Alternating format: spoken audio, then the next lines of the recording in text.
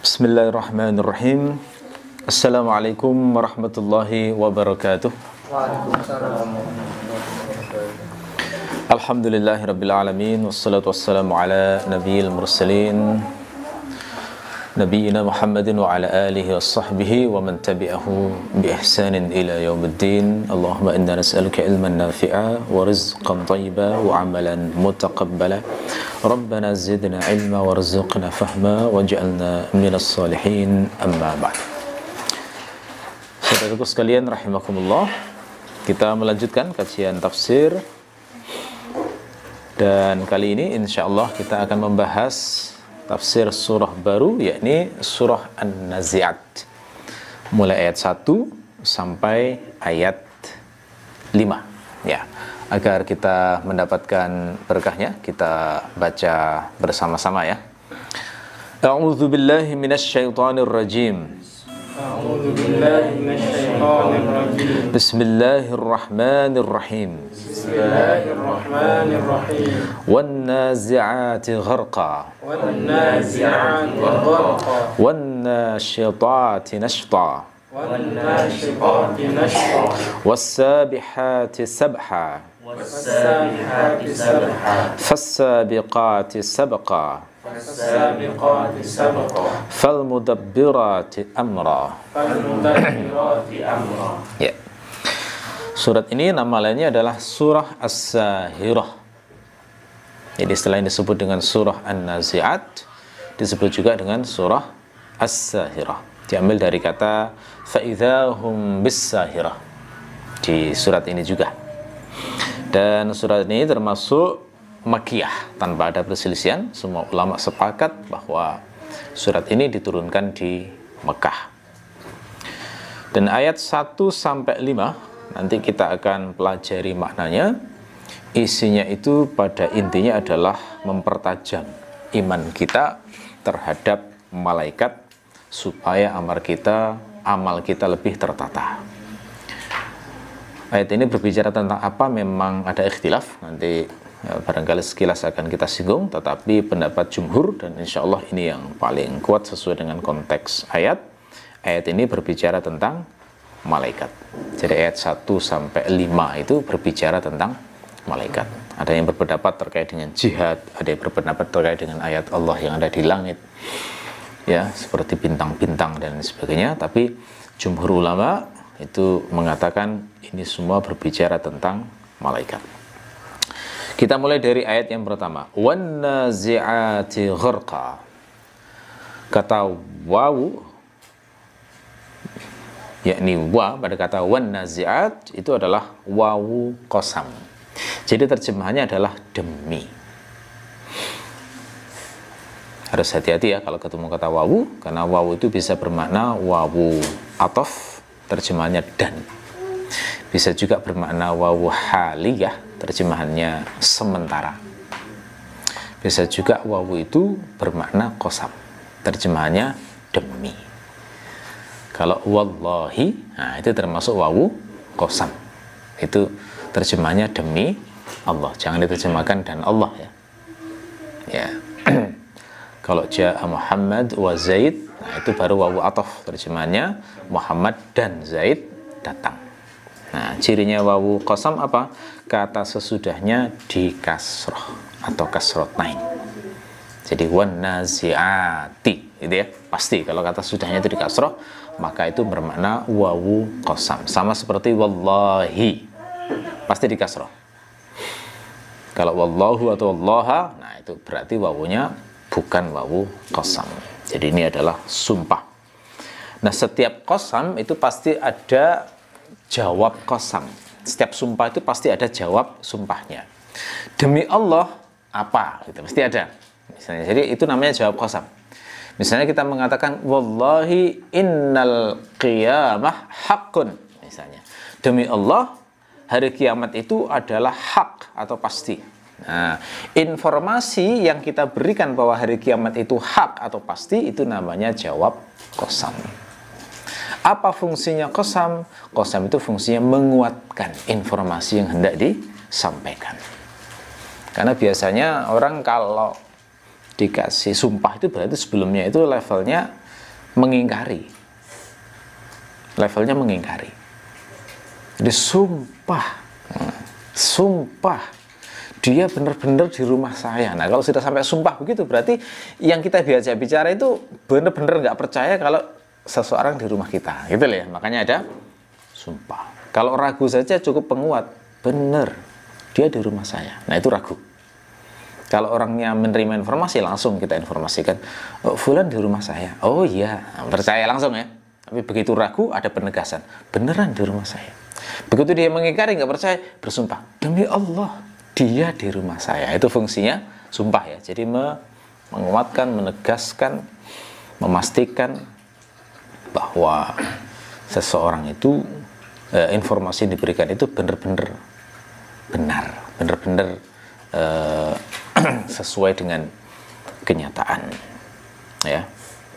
Nah, jawab qasam pada kata wan nazi'ati dan seterusnya itu mahdzuf, dibuang.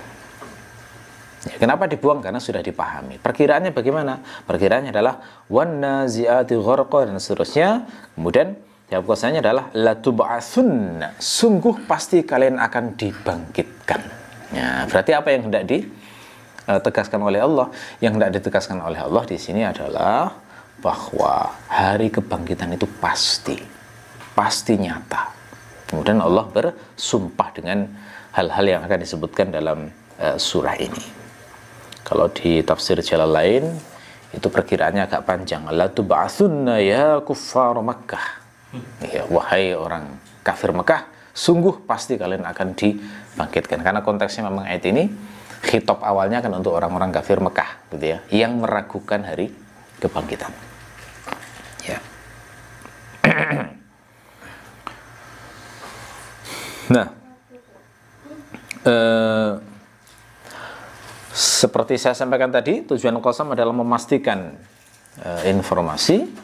Itu bahasa Arabnya istilahnya adalah tahqiq, gitu ya. Tahqiq itu memastikan sampai level qat'i, seyakin-yakinnya tanpa ada keraguan sedikit pun, sehingga orang nggak perlu ragu lagi informasi yang hendak disampaikan. Tapi karena di sini temanya adalah tentang akhirat, maka ada dua fungsi qasam di sini, bukan hanya tahqiq tapi juga tahwil. Apa itu tahwil? Tahwil itu maknanya adalah memberi efek takut dan ngeri. Nah, jadi Allah bersumpah dengan berbagai macam hal ini tadi. Itu pertama untuk menegaskan hari kiamat itu benar-benar akan terjadi, istilahnya tahqiq. Fungsi kedua adalah untuk memberikan efek takut dan ngeri. Istilah Arabnya adalah tahwil. Jadi fungsi qasam di sini tahqiq wa tahwil. Istilahnya begitu. Nah, siapa yang dijadikan sumpah Allah di sini? Ya, Allah bersumpah di sini dengan sebagian makhluknya yang memiliki sifat-sifat baik dan agung. Sifat-sifat agung dari makhluk Allah yang dijelaskan di sini itu ada 5. Apa itu? Yakni nazi'at, kemudian nasyitat, kemudian sabihat, kemudian mudabbirat. Ya, nazi'at, nasyitat, sabihat, sabiqat, dan mudabbirat. Ini 5 sifat dari makhluk Allah yang hendak diceritakan dalam ayat-ayat ini. Nah, yang harus kita pahami adalah kalau Allah itu bersumpah dengan sesuatu, berarti sesuatu tersebut penting dan kita harus serius memperhatikannya. Itu kaidah umumnya begitu ya. Apapun yang dipakai sumpah oleh Allah di dalam Al-Quran berarti sesuatu itu penting. Kayak kita di dunia bersumpah kan pasti dengan sesuatu yang agung loh. Demi Allah misalnya. Kalau orang selain Islam mungkin pakai demi kehormatanku misalnya, demi cintaku, gitu ya. Jadi intinya hal-hal yang dianggapnya besar, agung dan penting.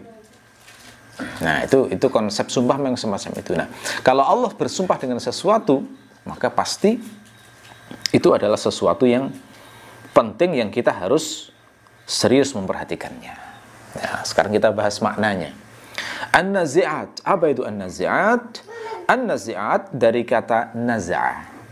Makna naz'ah secara bahasa itu banyak, tapi intinya mengandung makna akhraja wa jadzaba. Mengeluarkan dan menarik.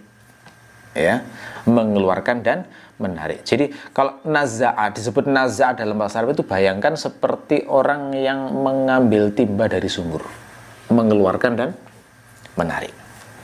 Karena mengeluarkan itu nggak selalu menarik, ya. Nah, maka naza'a di sini itu sifatnya mengeluarkan dan ada unsur jadzabah, ada unsur menarik. Makanya biasanya diterjemahkan mencabut, ya. Nah, kata nazi'at itu adalah isim fa'il. Isim fa'il itu bermakna yang, pelaku. Seperti kata doroba misalnya, maknanya memukul. Kalau dipakai isim fa'il menjadi doribun. Doribun maknanya yang memukul. Berarti naza'a yang kita terjemahkan mencabut, nazi' maknanya yang mencabut. Nah, kemudian di sini sifatnya berbentuk jamak.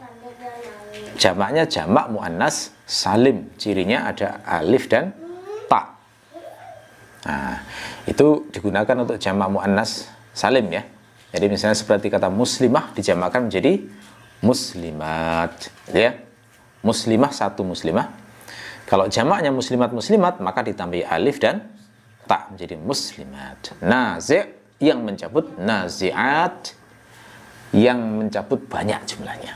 Nah, gitu ya. Itu secara makna, secara bahasa seperti itu. Kenapa kok naziat berbentuk jamak? Keterangan para mufassir, karena yang disifati memang jamak. Banyak gitu lah, bukan hanya satu. Yang disifati adalah berbentuk jamak. Bisa memperkirakan jama'atun naziat, gitu ya. Jadi perkiraannya wal jama'atin naziat, demi kelompok-kelompok yang mencabut itu, gitu. Bisa juga diperkirakan tawaif, wat tawaifin naziat, demi tawaif itu sama dengan jamaah maknanya, kelompok-kelompok yang mencabut, maknanya begitu, ya. Nah, siapakah yang mencabut itu? Siapa yang disifati di sini? Sudah saya katakan tadi, pendapat jumhur sahabat, tabi'in dan ulama sesudah mereka adalah malaikat. Jadi yang mencabut di sini adalah malaikat. Jadi Allah bersumpah dengan malaikat yang salah satu sifatnya adalah mencabut. Nah, itu makna bahasanya begitu, ya. Yang dicabut apanya? Yang dicabut di sini adalah nyawa. Jadi Allah di sini mengajarkan kepada kita satu akidah secara implisit bahwa di sana itu ada malaikat, dan salah satu pekerjaan malaikat adalah salah satu tugas malaikat dari Allah yang diberikan pada mereka adalah mencabut nyawa, yakni mengeluarkan ruh dari jasad. Yang mengeluarkannya itu diserupakan seperti orang mengeluarkan timba dari dalam sumur tadi.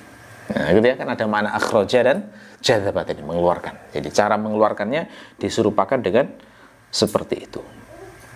Nah, karena itulah maka kemudian ada istilah naza'. Dengar ya, itu dari kata naza'a. Ya, huwa fin naz'i bahasa Arab. Itu kalau diterjemahkan kan dia berada dalam naza'. Itu maknanya apa? Berarti dia sedang sekarat karena nyawanya sedang proses dicabut malaikat. Nah, itu ya, itu naza'. Nah, kenapa Allah bersumpah dengan malaikat? Karena malaikat adalah di antara makhluk Allah yang paling mulia. Karena mereka tidak berdosa, mereka selalu taat kepada Allah. Ya, wa yaf'aluna ma yu'marun. Mereka selalu melakukan yang diperintahkan oleh Allah. Itu penjelasan kata wan nazi'at. Adapun kata gharqa, gharqa itu adalah bentuk masdar, tepatnya isim masdar dari kata aghraqa. Apa makna aghraqa? Aghraqa itu secara bahasa maknanya adalah masuk jauh ke dalam hingga mencapai ujung. Ya, masuk jauh mendalam hingga sampai ujung. Jadi pol bahasa Jawanya ya, atau ngepok. Nah, itu ya. Kalau pengen tahu makna yang paling dekat dalam bahasa Jawa itu ngepok. Aghraqa itu ngepok istilahnya. Jadi jauh, masuk jauh ke dalam sampai ujungnya.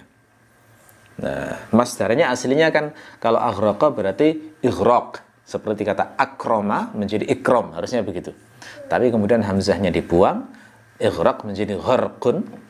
Nah, itu dalam bahasa Arab dinamakan isim masdar. Seperti tawaddo'a harusnya tawaddu', hal berwudu, nah, diubah menjadi isim masdar menjadi wudu. Nah, begitu ya. Nah, tapi fungsinya masih sama seperti ighraq. Jadi perkiraannya sebenarnya wan nazi'ati ighraqa, begitu. Ya, itu maknanya sama dengan wan nazi'ati gharqa. Nah, posisi nahwunya itu kalau dalam istilah nahwu dinamakan maf'ul mutlaq li bayanin naw'. Ya, maf'ul mutlaq untuk menjelaskan jenis pekerjaan itu sifatnya seperti apa. Itu sama seperti orang misalnya begini. Jalastu qi'adatal ustaz misalnya. Aku duduk seperti duduknya seorang ustaz. Nah, maka kata qi'adatal ustaz itu menerangkan kata jalasa. Bagaimana jenis duduknya itu? Kan duduk bisa seperti duduknya anak kecil, bisa duduknya seperti budak, bisa duduknya seperti raja. Nah, tapi yang diterangkan di sini adalah jenis duduk seperti duduknya seorang ustaz. Nah, jadi kata gharqa itu menerangkan pencabutannya itu. Pencabutannya seperti apa sifatnya? Jenis pencabutannya itu seperti apa modelnya? Diterangkan pencabutannya adalah gharqa. Jadi nyabut yang sifatnya jauh sampai ujung, ngepok, begitu ya. Bahasa Jawanya kira-kira begitu. Itu makna wan nazi'ati gharqa. Ya, jadi para ulama mengatakan karena nyawa itu dicabut dari ujung terjauh dari jasad, nah, maka itu dikatakan wan nazi'ati gharqa. Nah, sifat lain yang gharqa yang harus kita pahami adalah gharqa itu pencabutan yang dilakukan dengan keras juga. Jadi ada sentakan. Bisa kita katakan nyabutnya itu sentakannya keras, brut gitu. Jadi nyabut kan bisa pelan, bisa lembut gitu ya. Bisa pertengahan, bisa dengan keras dan cepat. Nah, gharqa itu ada sentakan yang sifatnya keras. Nah, karena itulah maka para mufassir menjelaskan pencabutan nyawa oleh para malaikat dalam ayat pertama surat An-Nazi'at ini yang dimaksud adalah nyawa orang-orang kafir. Ya, kenapa? Karena orang kafir itu nyawanya dicabut dengan keras. Ya. Dari sini kita sudah bisa mengambil kesimpulan sedikit ya dari satu ayat ini. Dari satu ayat yang sederhana ini kita secara implisit sudah diajari sejumlah keyakinan. Keyakinan tentang malaikat, ya. Keyakinan bahwa manusia memiliki roh, ya. Keyakinan bahwa kematian itu maknanya adalah pencabutan arwah yang mengakhiri hidup seseorang. Nah, ini keyakinan yang diajarkan dalam Islam memang seperti itu. Kalau saintis ya beda lagi nanti memahami. Mati itu definisi saintis adalah ya berhentinya fungsi-fungsi fisiologis manusia, gitu ya. Mereka nggak percaya namanya roh-roh apa itu, nggak bisa memahami, nggak bisa menangkap itu mereka. Ya, apalagi tentang malaikat, apalagi tentang hal-hal gaib yang lain. Ya. Dalam hadis yang diriwayatkan oleh Ahmad dengan sanad sahih itu Rasulullah menceritakan bagaimana proses pencabutan nyawa antara orang mukmin dengan orang kafir. Saya bacakan ya sekilas saja biar tergambar. Suatu saat Rasulullah itu mengantarkan jenazah seorang sahabat dari Ansor. Lalu kemudian terjadi sejumlah peristiwa. Lalu kemudian Rasulullah menceritakan bagaimana proses pencabutan nyawa ketika orang itu baru mati. Kata Nabi, innal abdal mu'min idza kana fi inqita'in fid dunya wa iqbalan minal akhirah nazala ilaihi malaikatun minas sama' bidul wujuh. Orang mukmin itu kalau sudah habis masa hidupnya di dunia dan sudah mulai masuk ke alam akhirat, maka malaikat akan turun dari langit. Jadi ini yang harus kita yakini ya. Proses orang mukmin nanti kalau mati itu nanti akan dijemput malaikat. Malaikat akan turun dari langit. Bagaimana rupa mereka? Kata Nabi, bidul wujuh, wajahnya putih. Bayangkan malaikat berwajah putih. Putihnya bukan sembarang putih, kata Nabi, ka'anna wujuhahum asyams. Wajah mereka itu seperti matahari.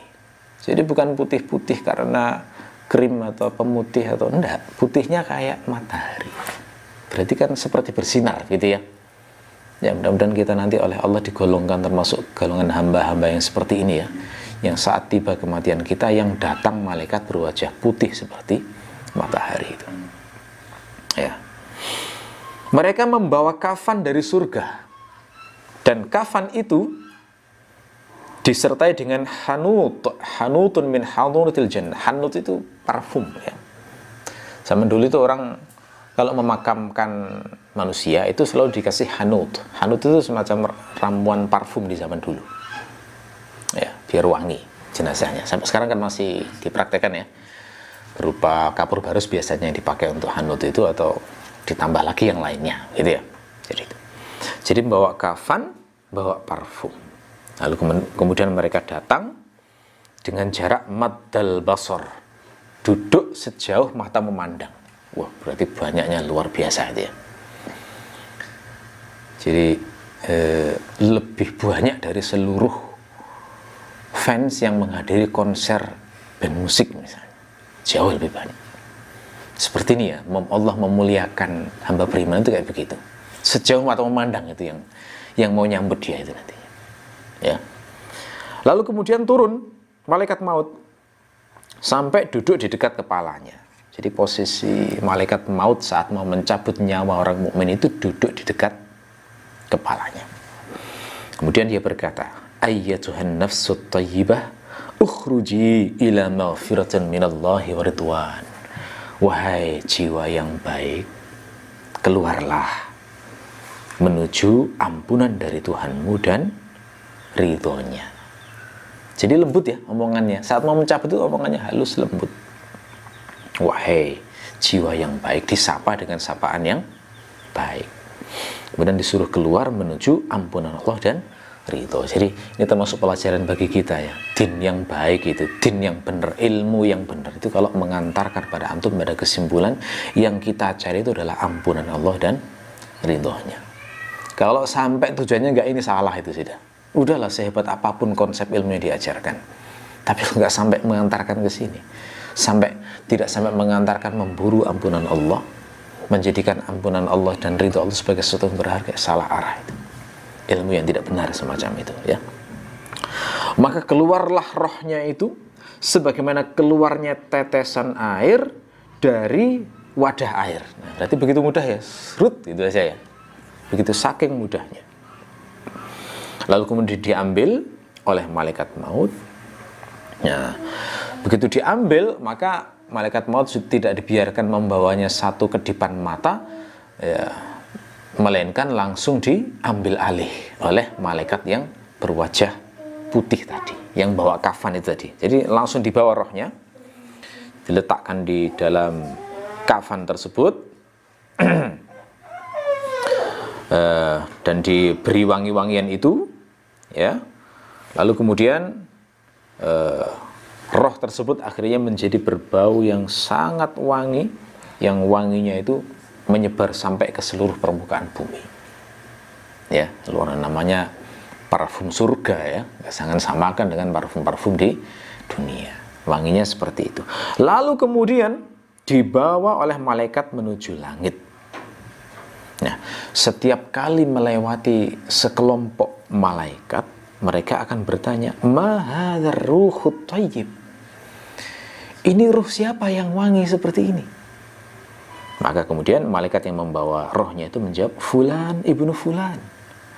Oh, dia fulan bin fulan. Disebut nama yang paling baik yang selama ini dipakai di dunia. Karena kadang orang kan punya nama lebih dari satu, ya. Nah, nanti nama yang dipakai untuk memuliakan adalah nama yang terbaik. Hingga sampai akhirnya ke langit dunia. Lalu kemudian malaikat membawa roh itu meminta dibukakan pintunya. Lalu kemudian setelah itu dibukakan, lalu kemudian setiap malaikat muqarrabun yang di langit dunia ini ikut mengantarkan hingga ke langit berikutnya. Langit yang tingkat 2, gitu, ya. Di 2 sama prosesnya, minta dibukakan, lalu kemudian diantarkan oleh malaikat yang mulia ke langit yang ketiga, terus sampai langit yang ke-7. Begitu sampai langit yang ke-7, maka Allah kemudian berfirman, uktubu kitaba abdi fi illiyin. Catatlah hambaku ini termasuk golongan illiyin. Jadi dokumentasinya hamba ini termasuk golongan illiyin yang mulia seperti yang disebutkan dalam Al-Quran itu ya. Ya, dan kembalikan dia ke dunia, firman Allah, karena aku menciptakan dia dari tanah dan akan dikembalikan ke tanah juga, dan nanti juga akan dibangkitkan dari tanah itu pula. Nah, akhirnya kemudian dibawa ke bumi, lalu kemudian ruhnya dikembalikan ke jasadnya, lalu kemudian datang dua malaikat, Munkar dan Nakir, didudukkan. Lalu kemudian ditanya, "Man rabbuka?" Siapa Tuhan? Dia menjawab, "Rabbi Allah." Tuhanku adalah Allah. Lalu ditanya lagi, "Ma dinuka?" Apa agamamu? Dijawab, "Dini al-Islam." Agamaku adalah Islam. Mereka bertanya lagi, "Ma hadzal rajulul ladzi bu'itsa fikum?"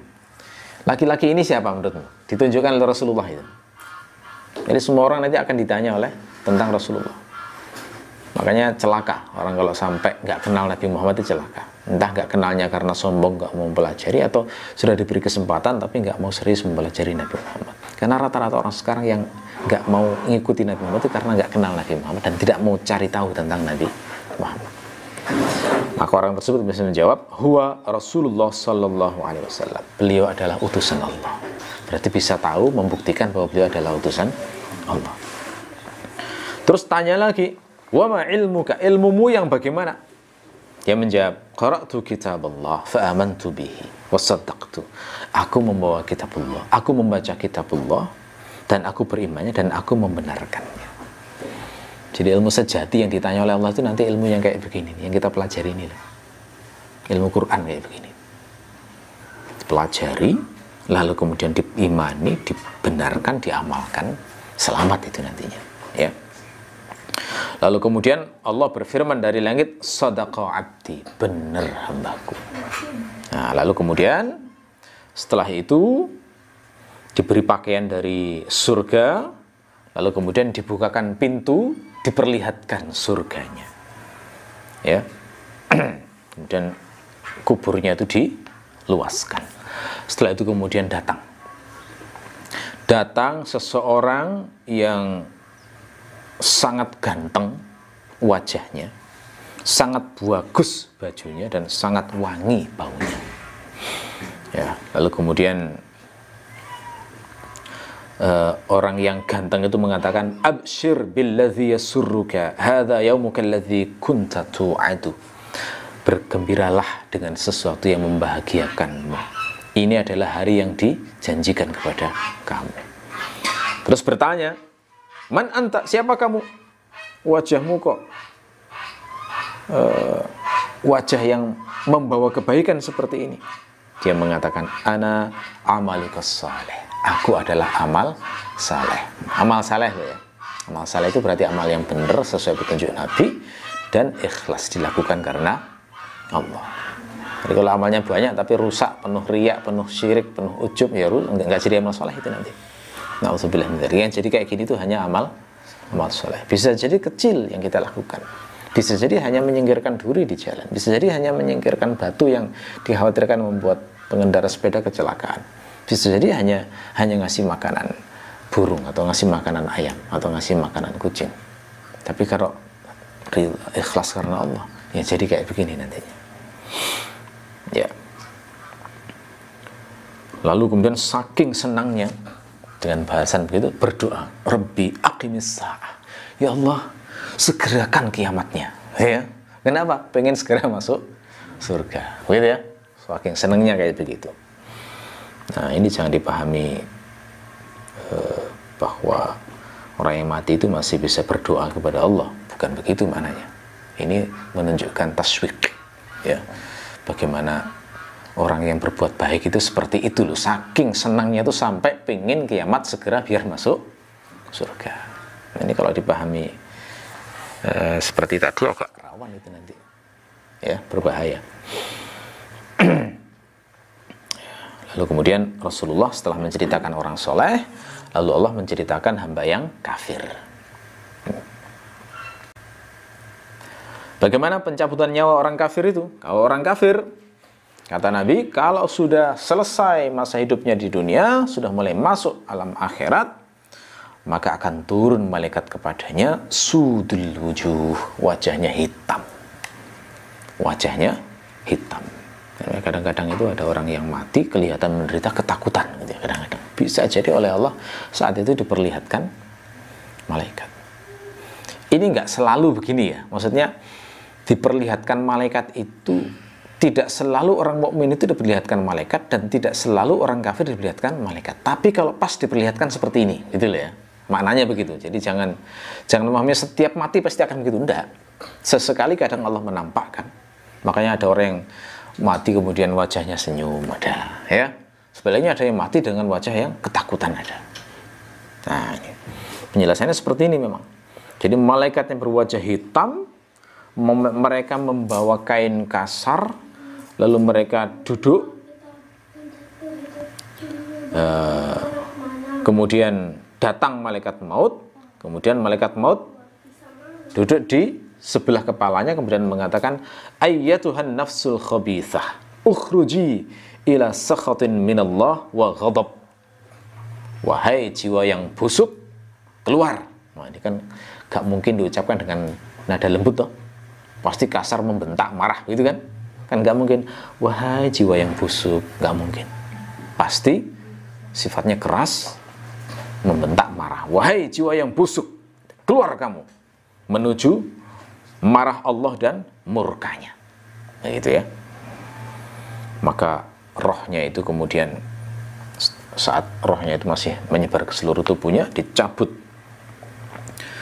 Kama yuntaza'us safud minas sufil mablul, kata Nabi. Sebagaimana safud ditarik dari bulu yang dibasahi.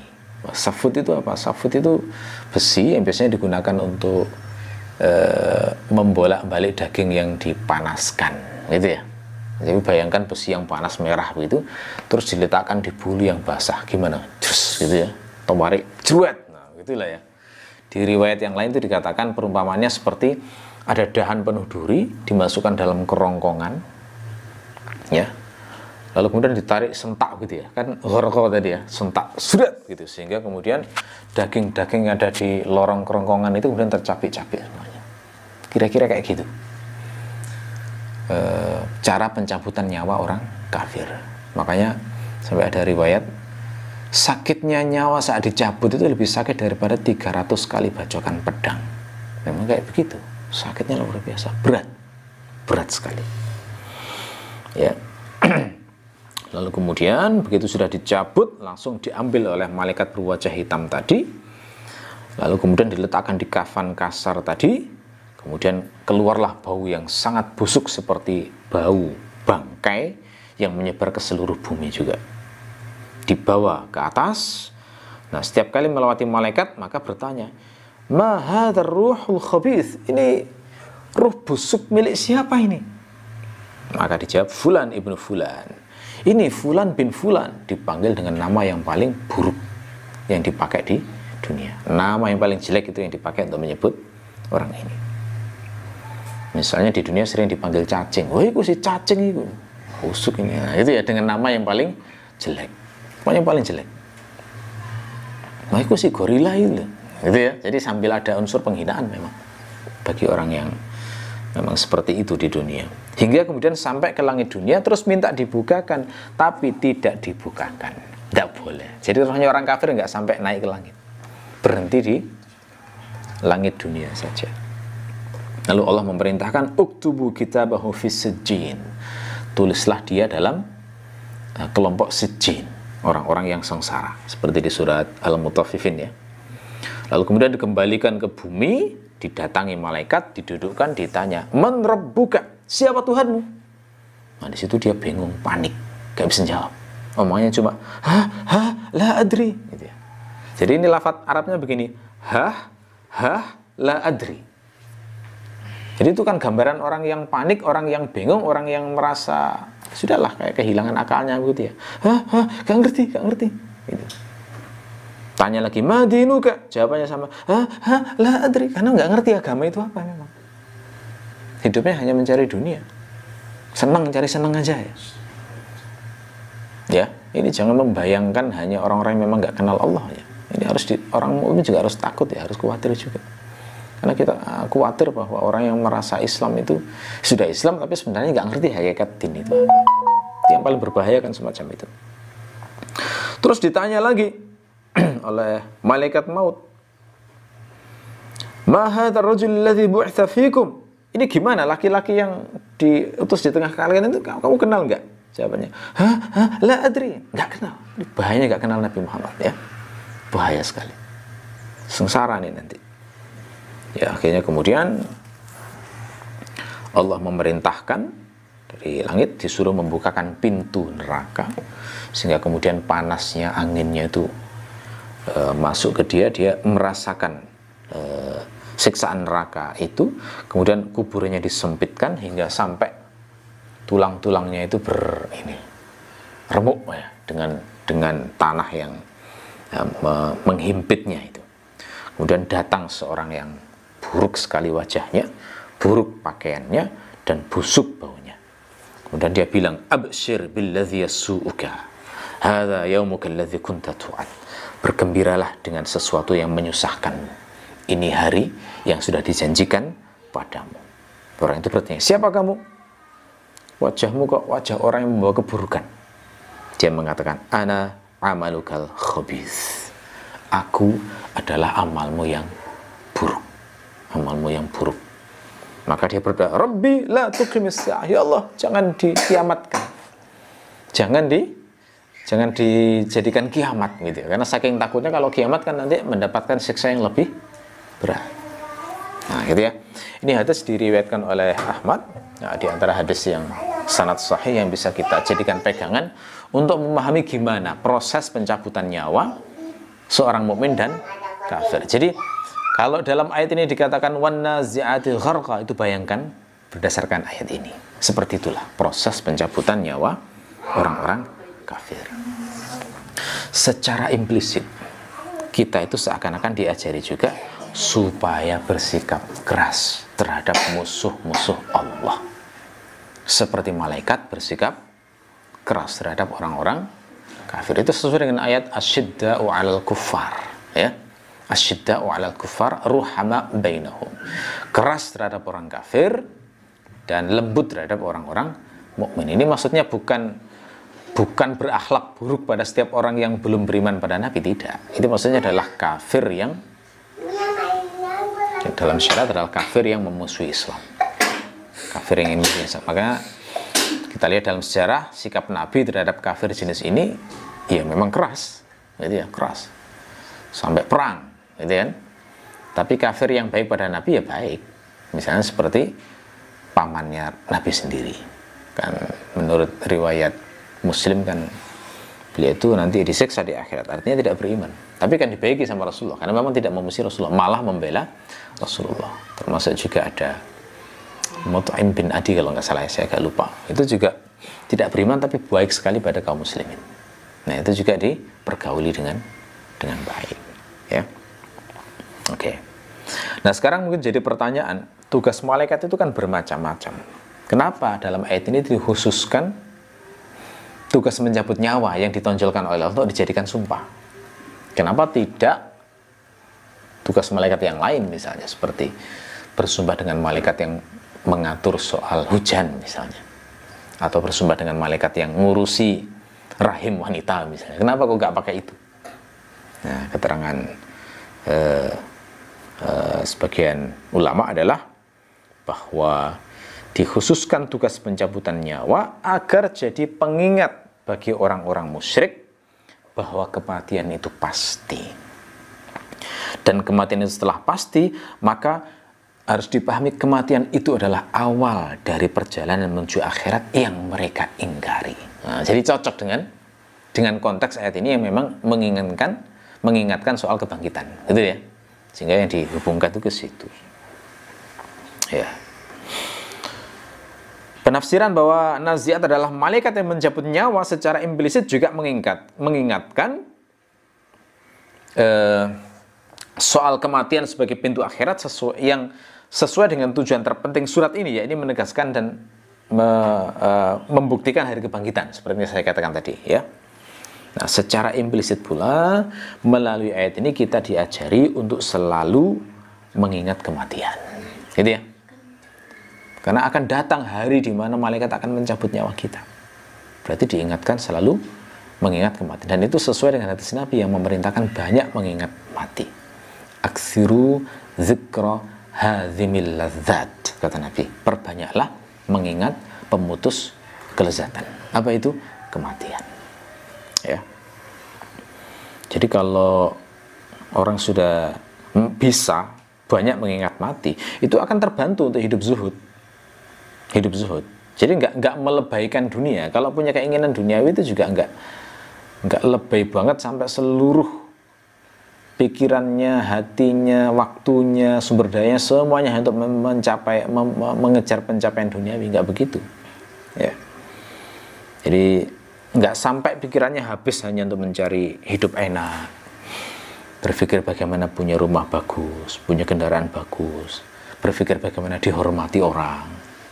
Ya, seperti di barat kan dikejar banget itu ya. Respect itu luar biasa bagi mereka. Dorongannya sangat kuat untuk melakukan banyak hal-hal yang mungkin dianggap besar. Ya, jadi nggak habis untuk itu, nggak habis untuk berupaya biar dikagumi orang, biar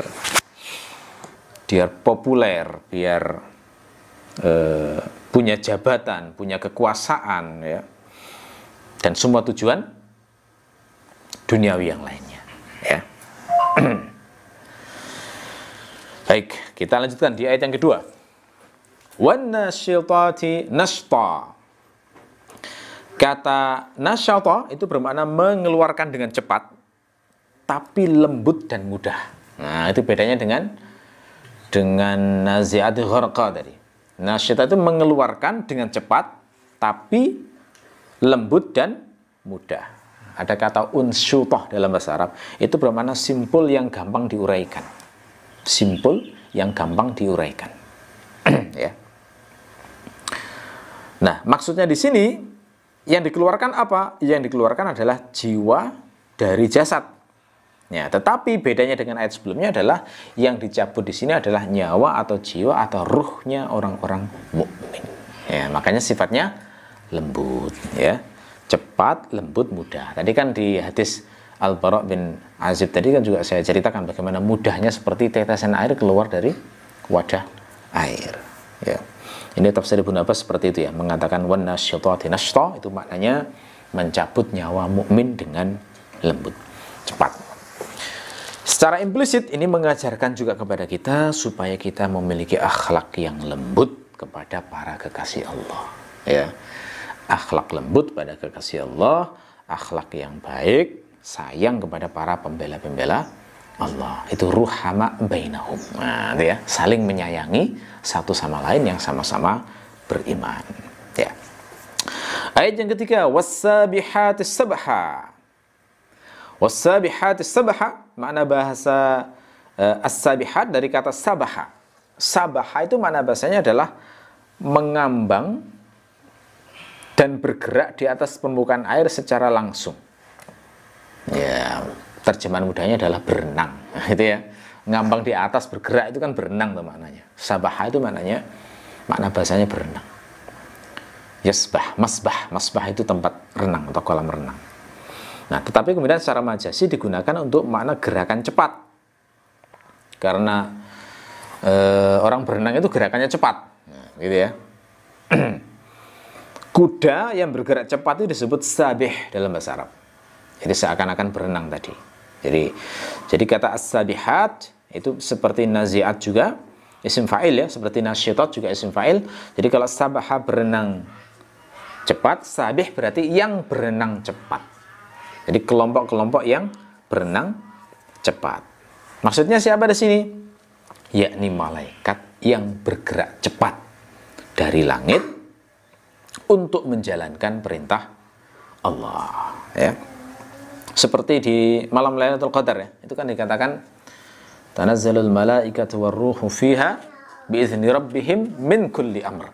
Para malaikat turun untuk melaksanakan berbagai urusan, untuk melaksanakan perintah Allah.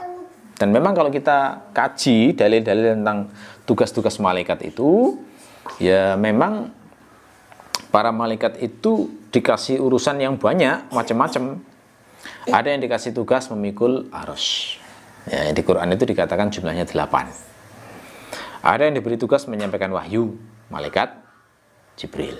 Ya, ada yang diberi tugas menanyai dalam kubur, malaikat Munkar dan Nakir. Ada yang ditugasi meniup sangkakala saat hari kiamat, malaikat Israfil. Ada yang ditugasi menjaga surga, malaikat Ridwan. Ada yang ditugasi menjaga neraka, malaikat Malik. Ada yang ditugasi menjaga hamba selama hidup. Ya, menjaga ini menjaga maksudnya biar selamat gitu. Jadi kayak misalnya seperti saat pandemi kemarin, kan banyak yang meninggal dunia tuh. Jalannya apa meninggal dunia? Kena virus. Nah, orang yang oleh Allah itu masih tidak dikehendaki oleh Allah untuk meninggal di saat pandemi itu, dijaga oleh malaikat. Gimana caranya dia tidak terkena virus yang mematikan ini? Ya, jalannya bisa banyak. Mestinya ketemu dengan orang yang membawa virus itu dicegah. Ya, dicegah. Ketemu itu dengan dikasih aktivitas lain sehingga nggak jadi ketemu. Ya, termasuk bagian penjagaan semacam itu. Atau seperti kecelakaan, yang lain mati dia sendiri selamat. Nah, itu juga dijaga. Ada malaikat yang menjaga kayak begitu. Memang ada. Menjaga kita saat tidur. Tidur itu kan kita lemah banget ya. Gak tahu kita ini akan terjadi apa pada kita, itu nggak tahu. Andai kan saat tidur itu ada kalajengking masuk telinga, kita nggak tahu, ya kan? Lalu siapa yang menjaga kita sehingga bangun bisa selamat sentosa? Malaikat. Ada memang itu dalilnya. Ya. Ada juga malaikat yang tugasnya mencatat amal. Nah, ini yang ya, Raqib dan Atid nyebutnya ya orang ya. Ya, mencatat amal kita baik maupun buruk. Ada yang tugasnya memberi inspirasi amal soleh. Jadi kalau di hati kita itu diberi gagasan, sholatlah, bacalah Quran, berbuat baiklah pada orang tua, silaturahimlah, sedekahlah. Nah, itu ada malaikat yang memberi gagasan-gagasan semacam itu. Ada malaikat yang diberi tugas memberi kabar gembira saat mukmin mau mati. Itu dinyatakan dalam Al-Quran. Kalau mukminnya ini takut, dimarahi Allah, kemudian dikasih kabar gembira, absyir, bergembiralah. Ya, begitu. Ada pula malaikat yang menulis nama orang yang pergi ke masjid di hari Jumat. Jadi di hari Jumat itu ada malaikat khusus yang ngawasi siapa yang masuk masjid itu sholat Jumat ini. Masuk dicatat, oh ini masuk orang yang menjalankan sholat Jumat di pekan ini. Nah, ada itu malaikat khusus, ada hadisnya. Ya. Ada malaikat yang menyaksikan sholat setiap waktu-waktu sholat, dan itu gantian. Ada yang datang di waktu subuh menyaksikan sholat subuh, ada yang datang waktu zuhur, ada yang datang waktu asar, maghrib, isya, bergantian semuanya, naik turun begitu. Ada pula yang malaikat mencari-cari majelis zikir. Jadi malaikat yang mencari majelis semacam ini, yang membahas Allah dan Rasulnya, yang membahas tentang ilmu wahyu, itu ada. Dan ketika ketemu mereka senang sekali, kemudian melingkupi dengan sayapnya sambil mendoakan mereka. Itu ada malaikat khusus yang seperti itu. Ada yang melindungi syuhada dengan sayapnya. Ada yang mengurus rahim, sehingga yang oleh Allah itu diperintahkan kalau ada bayi di sana, itu diperintahkan menetapkan rezekinya, ajalnya, gitu ya, dan sebagainya. Ada yang ditugasi mengantarkan jenazah orang-orang soleh, seperti riwayat seorang sahabat bernama Sa'ad bin Mu'adz, itu saat kematiannya diantar 70.000 malaikat. Ya, karena saking mulianya ini. Ada malaikat yang ditugasi mengurus gunung, seperti dalam riwayat saat Rasulullah itu dilempari batu oleh penduduk Taif, itu kan ada malaikat penjaga gunung yang bilang saja kepada saya, kalau mau tak hantam gunung, saya hantam sekarang juga, gitu ya. Tapi Rasul kemudian bilang, tidak, saya berharap di keturunan mereka nanti akan muncul hamba yang mensucikan nama Allah, gitu ya.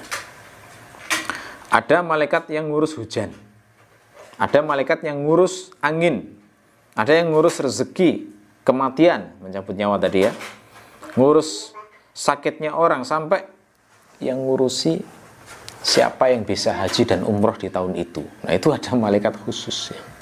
mengurusi itu. Ya, jadi wassabihati sabha itu bergerak cepat melaksanakan perintah-perintah ini, maksudnya begitu ya. Sabha di situ maf'ul mutlaq litakid, maf'ul mutlaq untuk menguatkan, sama seperti darabtuhu darban, saya memukulnya dengan sebenar-benar pemukulan, artinya benar-benar mukul. Jadi kalau wassabihati sabha berarti Allah bersumpah dengan malaikat yang bergerak cepat, yang cepatnya luar biasa. Ini wajar kalau kita katakan dengan asal usul malaikat yang diciptakan umumnya dari cahaya, kan? Karena cahaya kecepatannya sangat tinggi, ya kan? Beda dengan kita yang dari tanah ya. Tanah itu kan berat ya, makanya kelemar-kelemar ya jalannya itu. Kelemar-kelemar, males, ngantuan kan gitu ya. Nah itu, kalau malaikat cepat, melaksanakan perintah Allah cepat, nggak ada rasa capek. Kalau kita tuh diuji gitu, lamban, ya kan, kelemar-kelemar tadi ya, males, ngantuan, seneng tidur, males gerak ya. Nah itulah memang, karena dari tanah itu tadi, dari tanah. Kalau malaikat kan dari cahaya cepat. Menurut ilmu fisika hari ini kan per detiknya hampir 300.000 km per detik, ya, cepat sekali melaksanakan perintah Allah. Nah, secara implisit seakan-akan di ayat ini kita juga diajari tentang efisiensi waktu. Loh kok bisa? Loh iya, karena cepat bermakna sangat hemat dalam hal waktu, ya enggak? Cepat itu maknanya berarti hemat dalam hal waktu, efisien berarti. Nah, indahnya Allah ngajari kita ya menceritakan Quran itu. Prinsip efisiensi yang sangat penting dalam manajemen. Efisiensi. Ini menunjukkan berarti lelet itu nggak baik ya. Lelet itu nggak baik. Kelemar-kelemar itu nggak baik. Ya. Yang banyak mendapat ujian hal gini itu ibu-ibu biasanya. Yang lelet dan kelemar-kelemar ya. Jadi kalau di ya segitulah ya, tahulah bapak-bapak, ngertilah itu ya. Jadi sedapat mungkin juga kita perlu berjuang untuk menyedikitkan hal mubah yang sia-sia sampai level tidak melakukan sama sekali, karena itu tidak efisien dalam hal waktu. Itu ya. Mafhumnya juga berarti menunjukkan kita harus produktif mestinya. Nah, itu ya, produktif.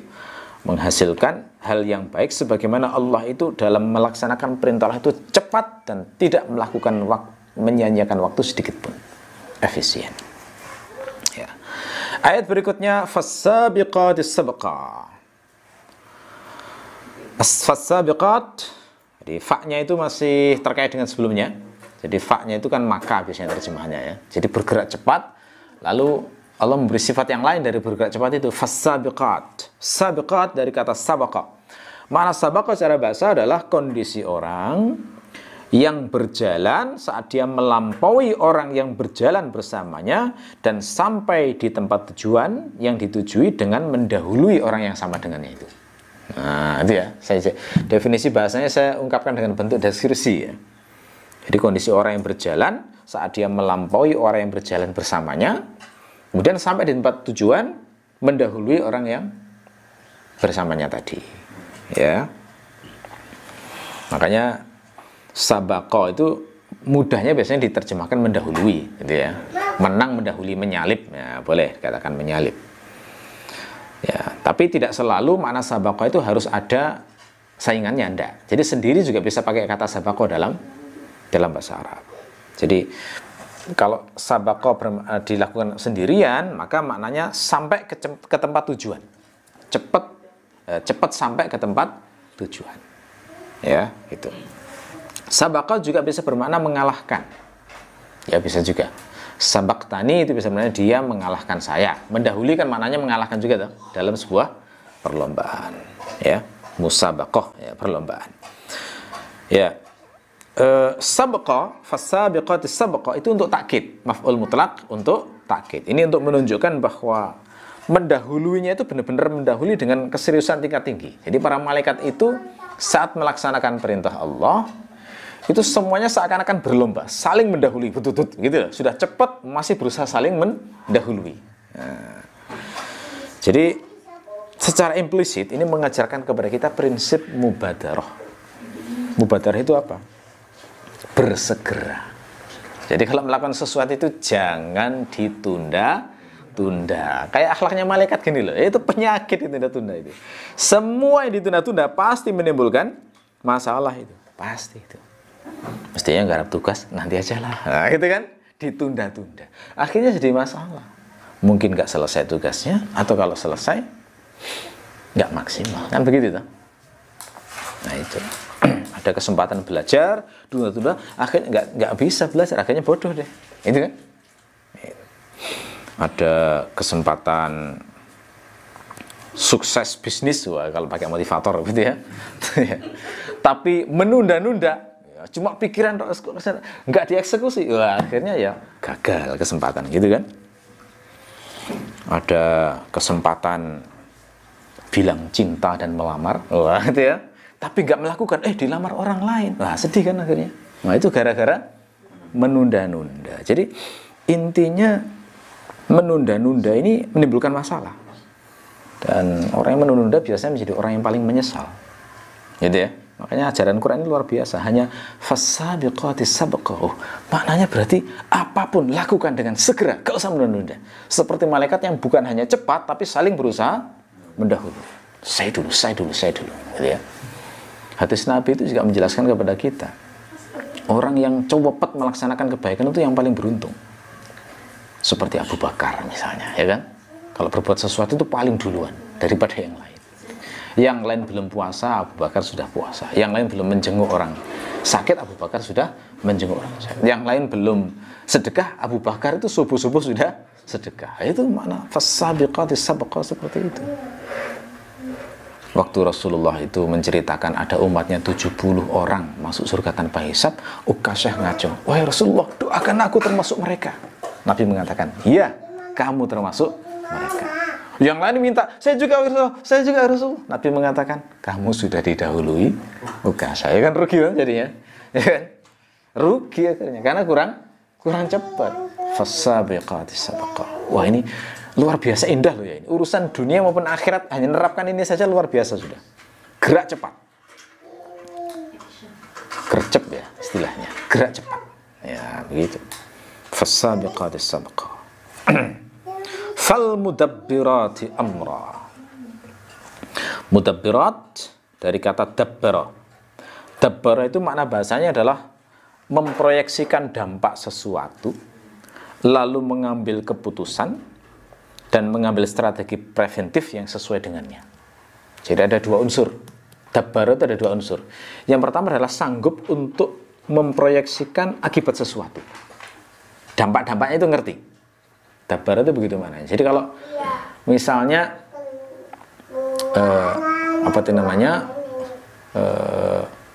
saya akan jualan produk ini di tempat ini misalnya. Nah, itu bisa memproyeksikan, kira-kira nanti yang beli adalah orang-orang ini. Level kelarisannya begini.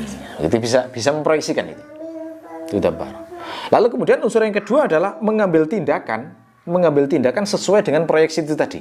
Yang sesuai sehingga bisa dibuat keputusan yang paling bijaksana. Itu dabbara semacam itu mana bahasanya. Ya. Makanya kata dabbara yang dimasdarkan jadi tadbir, ya, itu semakna juga dengan istilah manajemen.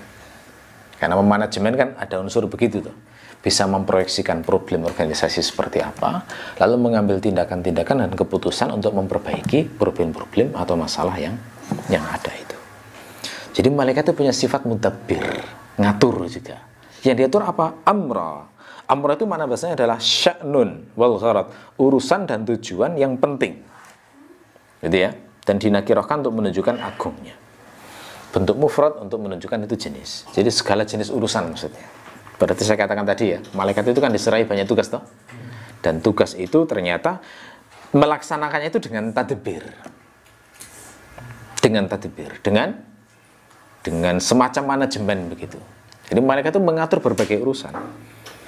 Nah, jadi seakan-akan begini bayangannya, Allah menetapkan suatu keputusan, Allah memerintahkan suatu keputusan. Malaikat yang mengatur ahwalnya, yang mengatur kondisinya untuk melaksanakan keputusan atau perintah Allah tersebut. Jadi Allah misalnya memutuskan umat Nabi Lut diputuskan untuk dibinasakan. Allah mengutus malaikat untuk melaksanakan itu. Bagaimana mereka melaksanakan itu? Ya, pertama kan ya datangi umatnya Nabi Lut, memberitahu, ya kan, kalau mau selamat, nah gini, pergilah, ya kan, sebelum subuh.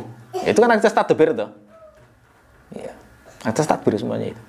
Lalu kemudian begitu waktunya sudah tiba, nah mereka yang melakukan sebab-sebabnya untuk melaksanakan jenis hukuman tersebut. Ya, misalnya seperti membuat lempeng bumi bergeser, magma meletus, dibuat asteroid itu jatuh semuanya ke bumi sehingga menjadi hujan batu. Itu tadbir itu kayak gitu kira-kira. Kalau kita kaitkan dengan perkembangan sains sekarang ya. Zaman dulu kan hujan batu nggak bisa diterangkan maknanya seperti apa, gitu ya. Kalau sekarang kita tahu sains berkembang semacam itu, masih logis untuk kita hubungkan ke sana. Sama misalnya ketika Allah memutuskan hambaku ini sudah waktunya mati, dicabut nyawanya. Caranya bagaimana? Mungkin Allah sudah menetapkan juga. Nah, yang ngatur malaikat. Misalnya dikasih ilham, kamu pergi ke sini. Ya, misalnya matinya dengan cara tenggelam, ya sudah pergi ke sini. Akhirnya naik kapal, guling tenggelam. Misalnya matinya karena kecelakaan pesawat, ya sudah diberi ilham untuk naik pesawat itu.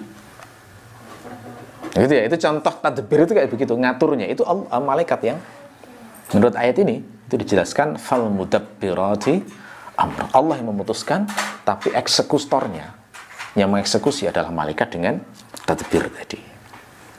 Ya, secara implisit ini juga mengajarkan konsepsi manajemen ya. Manajemen. Karena kebaikan itu ya harus dimanajemen dengan baik, kalau enggak nanti dikalahkan oleh kebatilan yang dimanajemen dengan baik.